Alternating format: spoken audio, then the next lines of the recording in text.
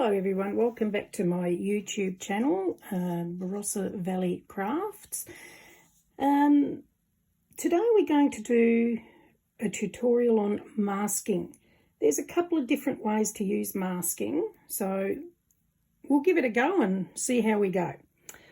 So the first one is this image here. So this is just a Lavinia stamp. So I have stamped that onto some white paper and I have fussy cut around it to give me the image. Then on the back of that, using a pixie spray, which is a light tack adhesive, I have sprayed the back and that will now stick to the card. Here we go, we'll just pop that on. And now I can work around that and it will protect behind it. Then I've die cut just a little circle and again sprayed it with the pixie spray, and I'm going to sit that over the top. So now what I'm going to do is blend inks to create a background. So rather than spending a lot of time here doing it, here's one I prepared earlier. So I have done the sky using chipped sapphire and the grass I've done in mowed lawn. So now we're going to remove the moon mask. Here we go. We'll peel that away. And using wild honey and another mask, so this is the other part from the one that I cut the circle out. I'm just going to pop that there. And we're going to pop some wild honey lightly over that, just so it gives the moon a bit of colour. And then we'll pop that away. And then just go around the outside a little bit, like a bit of a glow around the moon. It's up to you how dark you want it. Flick it out. Here we go, that'll do that. Then what we're going to do is we're going to stamp some trees. So using my trusty old stamp press, we'll just pop this in here, and I'm going to use a weeping willow tree, and we're going to pop that about, let's pop that about there. Pick it up with the stamp press, and I'm using VersaFine Claire Nocturne for stamping with, and we'll ink up the stamp and stamp it onto the card. Give it a good press, let it soak in. And the beauty of these is, there we go. Oh, see, it hasn't quite worked there, so that's all right. We can ink it up again. I think this ink pad's nearly dry, so give it another go. And push it down. There we go. So that's now stamped that image. And then we'll pop another tree. So we'll have this tree. Let's see, we'll have it about there. So I'll just get the Nocturne and ink that up. And press it down. Here we go. Alright, so that's the trees done. So now, this is where you'd sort of look at it and think, well, do I need to add any more stamps? Do I keep going? Yeah, I think we might leave it at that, just for the purpose of this video anyway, because we don't want it to drag out too long. Then we shall remove the mask. And these masks, you can actually keep it and reuse it. You can use them several times before you need to throw them out. Oh, I've torn that one. That's all right. I'll just peel those bits off. And on that side. And then we will pop it back into the stamp press. and get the stamp. And we're going to line this stamp up now where it was masked off. The beauty of the clear stamps, at least you can see through them to see what you're doing. And pick that up. You can, if you wanted to, have this already stamped, then mask it and work that way. But in this particular instance, I didn't want the colours of the background showing through the stamp. That's why I've done it the way that I have. And then once it's all stamped out, you can then colour your stamped picture to whatever colours you like. Now, here's hoping I've lined it up properly. I'll give it a good press. And there you go. So now it looks like your moon and your trees are behind the house. And that's what you're kind of aiming for with this type of masking. Then another type of masking, which we will still continue on with this card to use, is doing hill masks.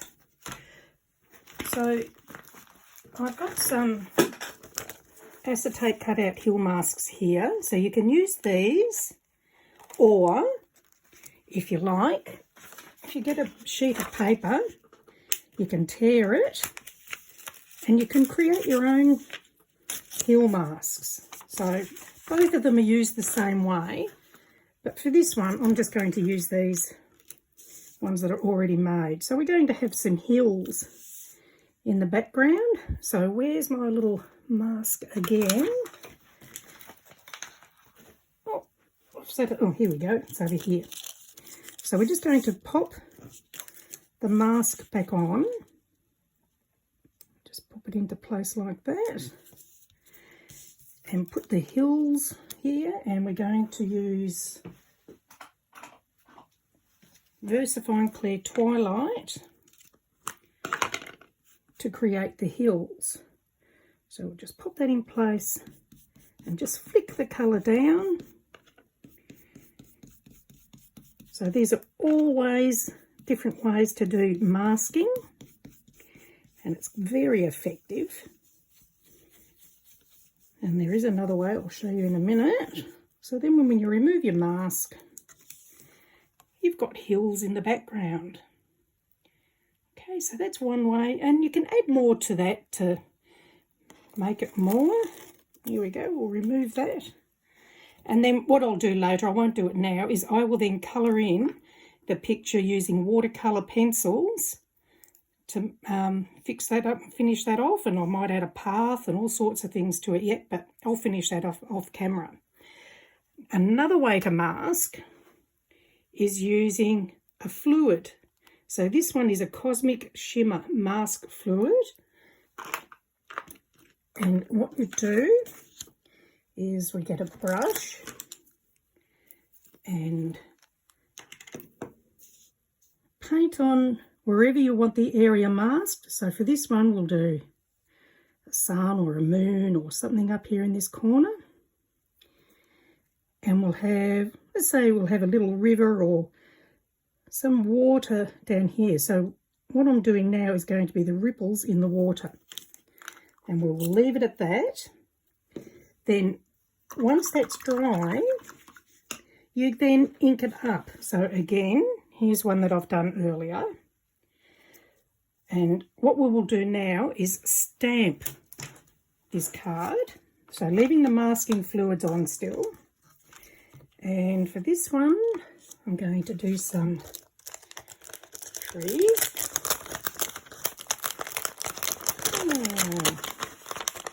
Now, what you can do when you peel your stamp off your backing sheet, you can get an idea by using your backing sheet where you want to put things. So if I put a tree down there and another one there, and we'll go from there and we'll see how it all looks. So we'll have one tree here. I'll just put the magnets on. And we'll do that in the VersaFine Clear not turn again. So put one tree there, and then I'll just clean my stamp off because I need to move it, but I don't want the marks left from the previous stamp on there. So the next one, we might put down here. Okay, so we'll just stamp that one.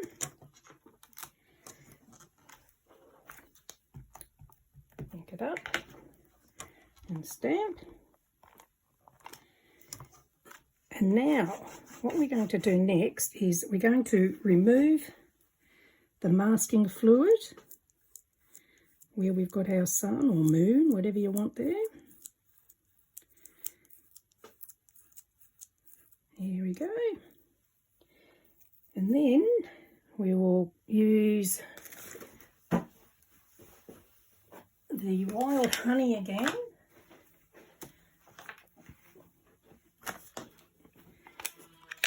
Whoops. So we'll just use the wild honey and we'll just do a light coverage over the moon or sun, whatever you want it to be. And again, you can flick it out to give a bit of a glow. And then we're going to add another tree. This one's going to be like in the distance, so we will ink it up. And because I want it to be in the distance and not so bright as the other, I'm just going to pop a bit of paper there to stamp off, to remove most of the ink. And then we'll just stamp it again. And that gives it so it looks like it's back further in the distance. So that's how to do that one. And we'll just peel off the rest of this masking. There we go. It's easy to come off. And then that gives like a ripple effect in the water. Like, you know, your little bits of white waves. And then, if you want to, we'll use some black soot. And we're going to ink that up and we'll just make some little clouds in the sky. So just using the tip of your brush, you can just do some little wispy cloudy bits going through your sky. And from there, just keep on stamping it until you've got the effect and the look that you're after. But that's some ways you can use masking. So we could even add hills to this one if we wanted to. So if we do that, and we'll go for the twilight again. And we'll put the hills on a bit of an angle with this one and give it a flick, like so.